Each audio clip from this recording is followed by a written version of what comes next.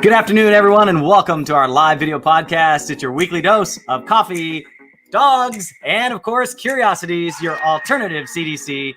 I'm your host, Chris Perandi, the Stunt Dog Guy, and today we're going to drink a little coffee while we watch a performance with Kara and her 8-year-old cattle dog mix, Skye. And then we're going to show you how to teach your dog to do a back stall in less than 60 seconds. And then we're going to discuss today's curiosity, which is, can dogs smell COVID-19? We're going to find out here today. So thanks for tuning in, everyone. And please subscribe to our YouTube channel at Stunt Dog Show Productions and like us on Facebook and stay informed on our future podcasts, live shows, travel adventures, and of course, training tips. Now, if you're watching right now, please leave me a comment. Let me know you're here and where you're watching from. Now, as you know, I like to collect coffee mugs, and today I am featuring one from I call it my Cali Road Warrior cup. It's a little bit larger than a standard coffee mug. It's got the top, non-spill top, and this one I use when I'm traveling across the country, so kind of missing being on the road here today. And you know, I know a lot of you guys that are watching at home have dogs, and we love spoiling our dogs. I don't know if you guys spoil your dogs much with some fun treats, but I would like to share a video with you guys before we bring Brian and Kara onto the channel today. It's a video we put together for our good friends at Lucy Pet Foundation and Lucy Pet Products in regards to their dog treat called Hip to Be Square that came out last year. So I'm going to show that video with you guys here right now. So check it out. It's pretty cool. We were very proud of it. I actually directed it and produced it myself. Here we go. I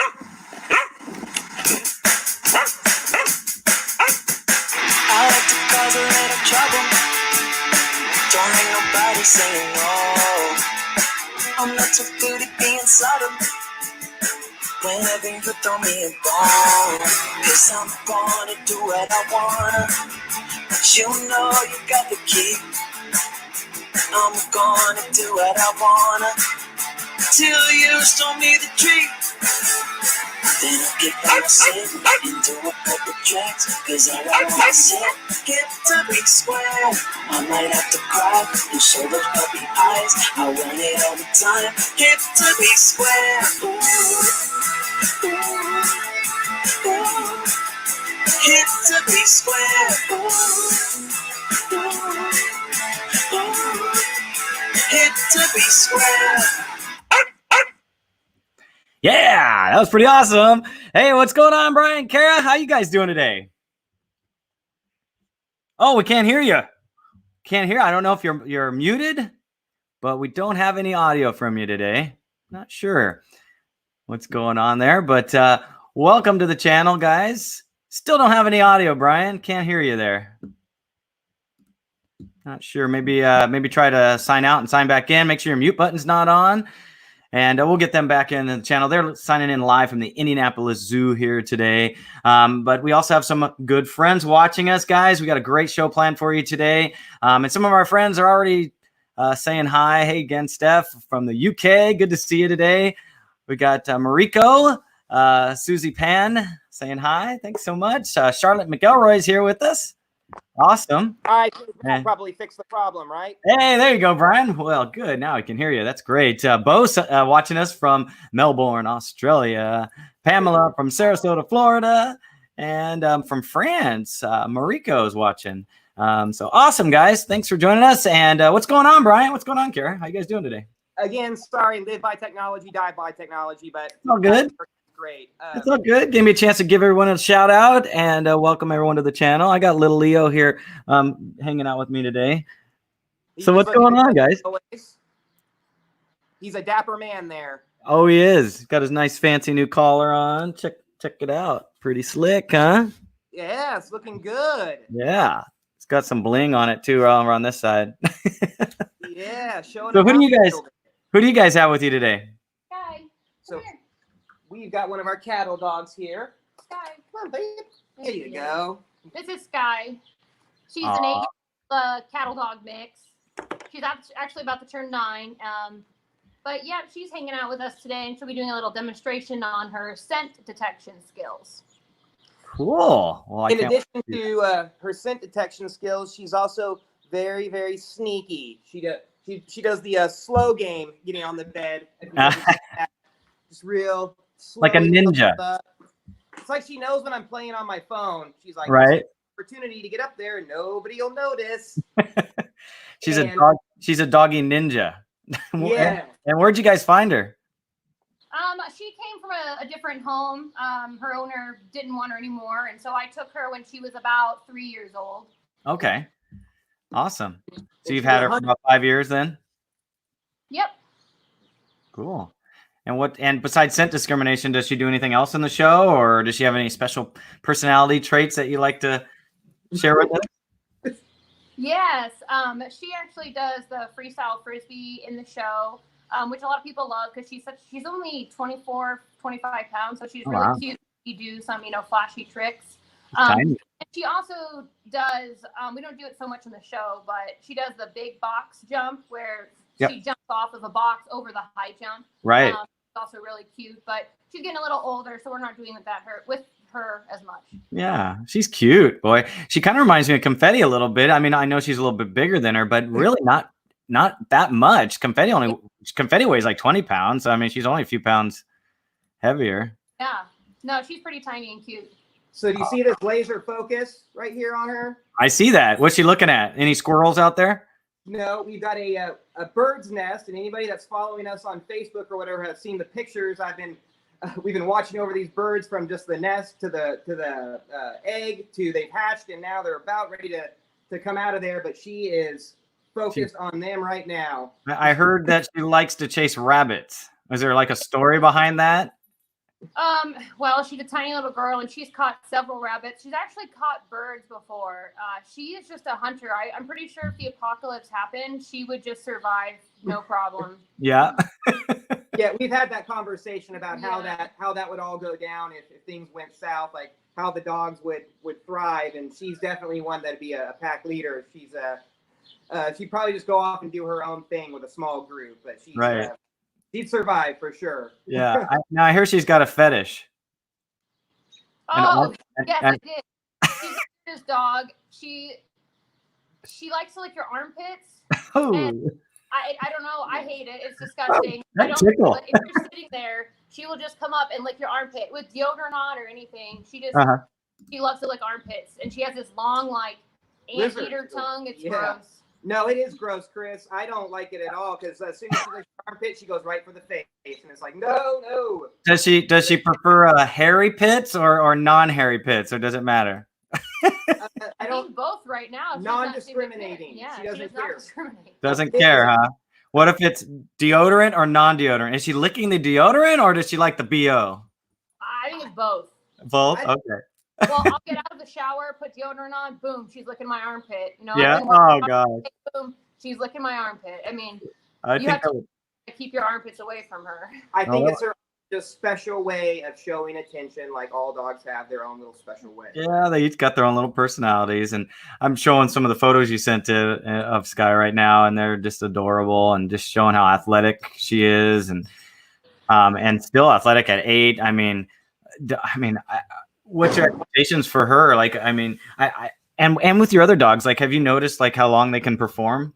Like, and have you seen any aging with her at 8 years old right now? It really depends on the dog.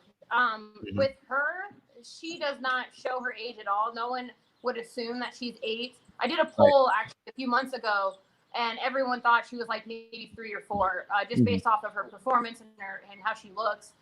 She's not slowing down at all, but you know, sometimes dogs do slow down sooner, and I just kind of go based off of their interest. You know, Mickey, he's 12 and he still wants to perform, but he's physically, you know, a little older, rickety. So it just depends on the dog, really. Yeah, that is very true.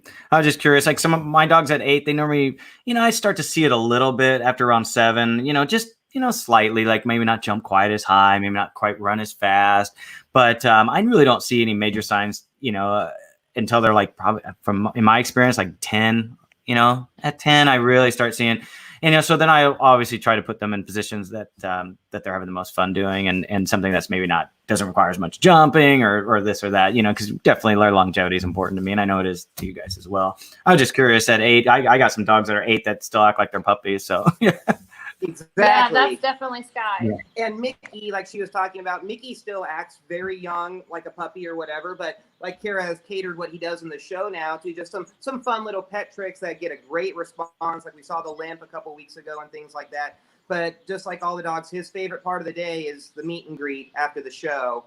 That makes him feel like a young man every time. He's always amped to get out there for it. it's awesome. So what is Vinny does that. Yeah. So what is Skye going to do for us today, guys? You said something. So Skye is going to demonstrate her scent detection skills. Okay.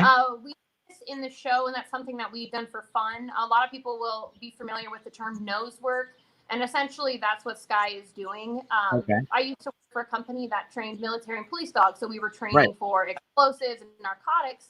Well, we took that, same type of training and now applied it to our pets. So in our show here at the zoo, we do an educational piece where we show how Skye can use her nose, since it's, dogs' noses are so much more acute than human noses, and how she can find odors that are essentially, odorless to humans. Mm-hmm.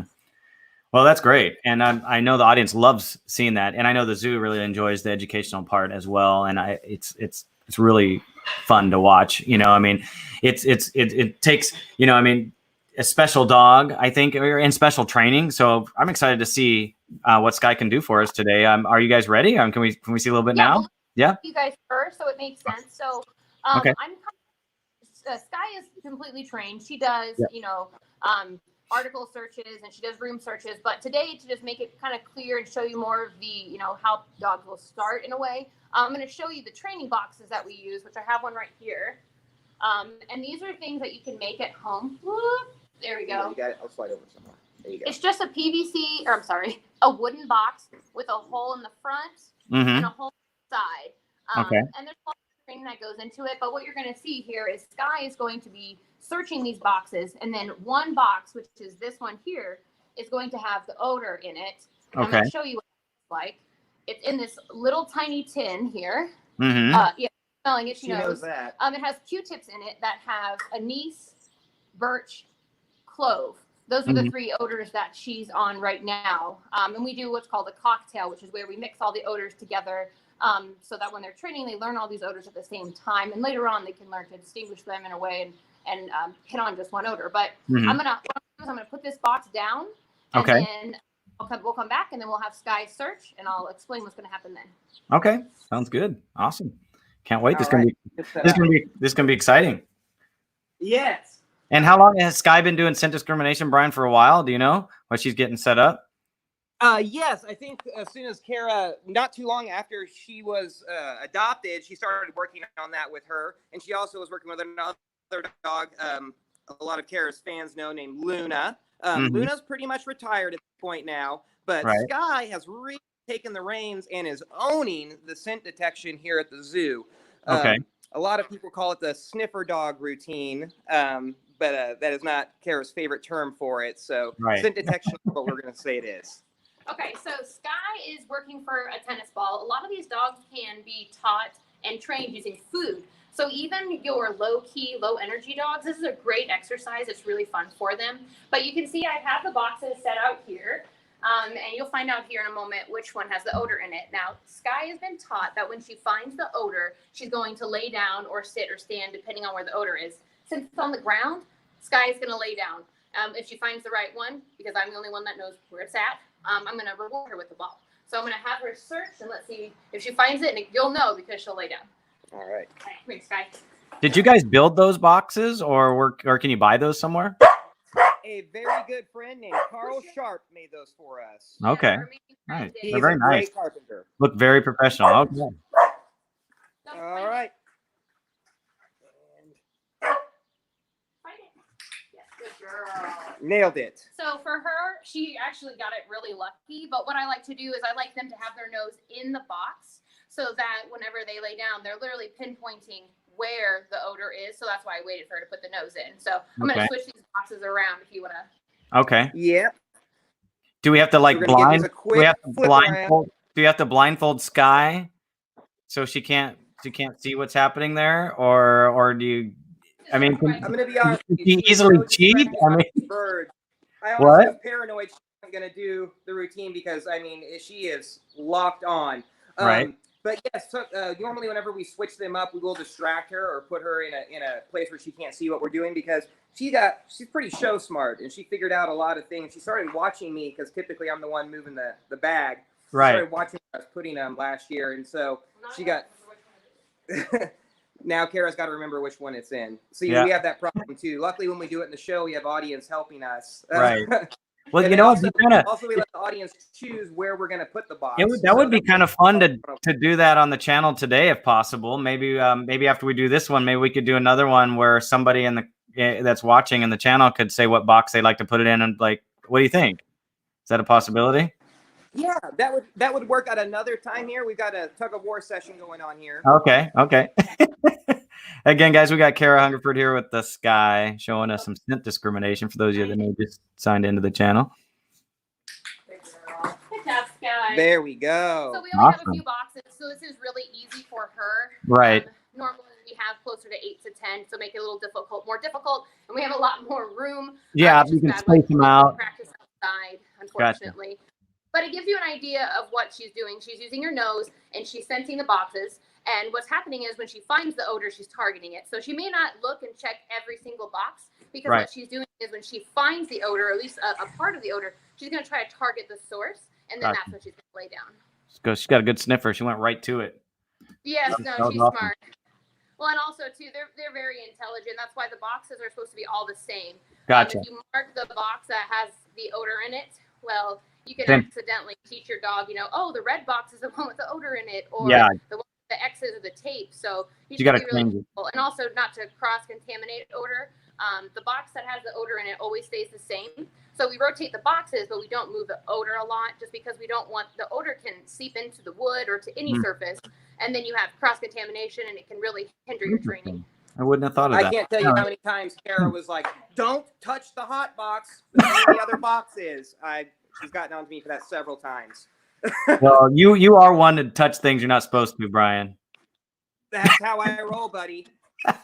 Well, here, let us get you back in position on our special handy dandy stand here, and we can Okay. get back to some more questions and such. If anybody out there has got questions for Kara, please feel free to ask her. Yeah, and while you guys are getting reset, let's show the training video here, because obviously every podcast we like to encourage you guys to do more with your dogs, to exercise and train them using positive training methods, of course, and it really helps prevent those unwanted behaviors and helps increase the bond that you have with your dog. And today we're going to show you how to get your dog to do a back stall. Kara put together a really awesome video. It's her 60 seconds or less on how to teach something. And today she's showing us how to teach the back stall. And I'm really proud that we actually, that you guys are showing that today. And I'm also proud of the fact that we do cover it in our book. For those of you that haven't got a chance to get a copy, again, it's the Big Book of Tricks for the Best Dog Ever. And I actually go over this in the book on how to teach a back stall. And that is on page 192 and 193. But you're going to see it live right here, right now. So here it comes. Perfect. Maybe. There we go. It's coming. How to teach your dog a back stall in 60 seconds or less.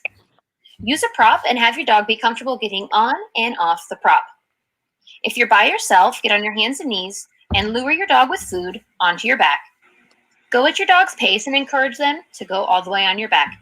It's equally important to show them the way off your back, so be sure you stay consistent with the exit of your back stall. Sometimes it's easier to use a friend and have them lure your dog onto your back. And again, make sure they show them the safe way to exit off your back. When your dog is proficient, have your friend lure the dog onto your back and have the dog target your hand with food. You will likely need many repetitions before you can do this without your helper. And when you get to this stage, be sure you be consistent with your dog's entry and exit of the back stall. When you start to add some height, be sure you make the exit of your back stall safe by lowering down, making it easier for your dog to get off. Go at your dog's pace and take your time on any of the exercises if your dog is having a struggle. Before you know it, your dog will be jumping right on your back. Awesome, guys. Very well done. And if you guys want to learn more tricks to teach your dog, don't forget our book goes over 118 different fun tricks you can teach your dog from beginner to advanced. But that was a well done video, and that's how you get your dog to do it. I want to see those videos, guys. Send them in if you get your dogs doing it. So that was awesome. Great job. Yeah, thank you. And that's a good idea, Chris. Yeah, when people do some of these things that Kara's shown, we'd love to see them posted on the page too. Yeah.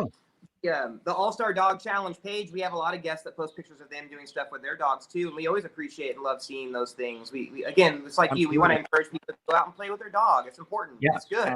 Absolutely. It'd be fun to add a fan video each week, something that somebody's working on, the progress they're making with their dogs, and then be happy to answer any questions that you have in that training process. So send in those videos. You can message them to us directly, send us a link on YouTube, put it up on as a private link. I can access it that way, or you can email me a link, whatever works best, guys. So awesome. Well, let's get to today's curiosity. Are you guys ready for this? We're ready. Yeah. Well, this was your guys' idea, so I'm really not sure. I'm thinking yes, but again, today's curiosity is, can dogs smell COVID-19? That is our curiosity of today. So I'm thinking yes, if they can be taught to, to help people with all sorts of problems and ailments and diseases, that they should be able to sniff out a COVID-19 case, possibly, if the training was done and they were allowed in that environment. I would think that would have to happen. You'd have to be in that environment. Tell us about it, Kara. What do you think? And what do you guys think at home? The short answer is yes, but how? Essentially any odor that you can, source and bottle up can be used for training, and a dog can detect on it, any odor. The issue that a lot of people are having is that there's not really a safe or valid way to contain the corona odor or the odor that may come with the COVID-19. So there's a lot of false claims of dogs, being trained for it currently. And honestly, there's just no valid method that's safe or reliable or proven to work. There's not enough research done. Because obviously it's odorless to us. It's not something that we could smell. Obviously, like there's many things that dogs are trained for that we smell but the dogs, have so much better sense of smell. So I know it definitely can be done. I don't know if it ever will be done. I think a lot more research has to go into it. The last I heard is there was some research done about dogs possibly using urine from patients who were, had COVID-19 that possibly passed through some proteins in the urine that could be, concentrated into an oil. Right. I don't know how far that's gone, but I think it could be done, but I don't know if it ever will be done, just because, it's such a risk. disease. It would be risky. I mean, and certainly not before a vaccine is created, I would imagine, because then you're putting, necessary people at risk, the dog trainer and potentially the dog. I mean, we've heard some things about cases with animals could possibly get it, but if not just get it, but maybe be able to transmit it. You know what I mean? If worms from COVID-19 got on the dog's fur or something, then maybe that dog could transfer to somebody else. So, I mean, I would think definitely need to be a vaccine in place first before those type of things were tried to be developed. But I don't know. That's just my 2 cents. I agree. Unfortunately, there's a lot of people trying it out there. And it's just not safe, because we don't know how it's able to be transmitted to pets, and then how the odor works. Because I know that people are talking about using, perspiration from humans, possibly. There's so many different ways that people have been trying to do it. Right. Someone's gonna try it. I don't want to be the person to do it. A lot of people of course not. Cultures, but I mean, again, do you really want your dog breathing in a respiratory disease in a sense? Yeah, probably not the best idea. Yeah. But that's interesting. It's an interesting topic though. And it's an interesting discussion. What do you guys think at home? And also, if you have any questions in regards to scent discrimination while you're watching today, we got a little more time here for today's podcast, or if you have any questions on the backstall or on how to teach that. I mean, we're happy to answer any problems or issues that you might be having with your dog. I did have one question come in from Brandy. Brandy Sims asked or how do you teach them a gentle landing and getting off your back while not basically digging in? You know what I mean? So my answer to that is, obviously, if you have, make sure their nails are cut short for one, right? But that'll help. But you can wear a thick sweatshirt or something thicker, that so they don't scratch you. I mean, if you're having the problem, some dogs just really like the grip, but it's probably because they're not comfortable, they're not stable. So you want to get them more stable. Doing more platform work will probably help. I've noticed that with some of my dogs that are nervous. So when they're nervous, their claws are digging in. So you want to get them not to be nervous. Maybe you're up too high, maybe you're going too fast. So that would be my suggestion and my advice. And I'm sure Kara's got some too. Again, with dog training, there's a lot of times there's multiple paths to victory. And we say it in our book, there's multiple ways and multiple suggestions. So they got an airplane flying over them right now. I can kind of hear that though. That is loud. And we know when I'm at the Indianapolis Zoo, when things fly over, it's pretty low being right in the city there. Yeah, you can't hear nothing. So right now is the perfect time for me to talk about Brian and Kara and what I really think about them. No, I'm just kidding. Oh, okay. They're trying to listen. No, it was 4 Black Hawk helicopters just flew over. Oh, helicopters. Low, like right over the zoo. That was odd. Yeah, they don't like the fact that you're talking about scent testing for COVID-19. They're coming to get you guys. Yeah, right. They're like, uh-oh. They're like, oh no, the word's out. They figured it out. Yes, Oh, no. God. But yeah, so did you hear the question though, or did you see the question up on the screen? Yes. Okay, I'm gonna let you answer now. Let's see what you have to say about it. I also, my other thing is, go ahead real quick. I just want to say that I've noticed that sometimes if I teach a back stall, a back vault first, rather than a back stall, that sometimes the dogs will dig in because they're used to pushing off, quickly. So it just depends on the dog too. But go ahead. What do you think, Kara? Yeah, no, I agree with your points. Definitely trimming the nails. You can go as far as dremeling them because then it'll be, instead of sharp, it'll be, smoother. Right. I usually wear, like Chris had mentioned, I wear protective clothing or a jacket just because it's easier. But one thing you can do, and a lot of people make this mistake on accident, is when they have their dog jump off, they'll like throw the treat, and that's going to encourage the dog to want to push off harder. So when I give the dog the treat, I try to give it like directly, safely in a down so that they just kind of plop off instead of, try to launch off your back to go get that treat. So I try to keep everything close so they kind of just like, easily get off and they aren't encouraged to like launch off or something. Yeah. That was a great question because I actually just asked Kara a couple months ago that exact question because I got so sick of like really digging in deep, and what I was doing was what she had just said there. So I didn't get a chance to check in, but I was just tucking the treat out there, and she was jumping off as hard as she could to go after that treat. When I started nice soft tosses, it got a lot easier on my back. And sometimes I don't even toss; I hand them the treat. I don't even throw it because I don't want that movement of of course they're trying to go for it. They want that treat as fast as they can give it. So I'll give it to them here, and then I'll tell them off, and I'll give them another treat when they do get off. So I'll double reward. And I think that would help too. Yeah. So. And something to note though is that the more your dog practices this, the more surefoot they will be, and the softer they'll be. The beginning is going to be difficult. They're learning balance, and they're nervous on uneven surface. But because your back.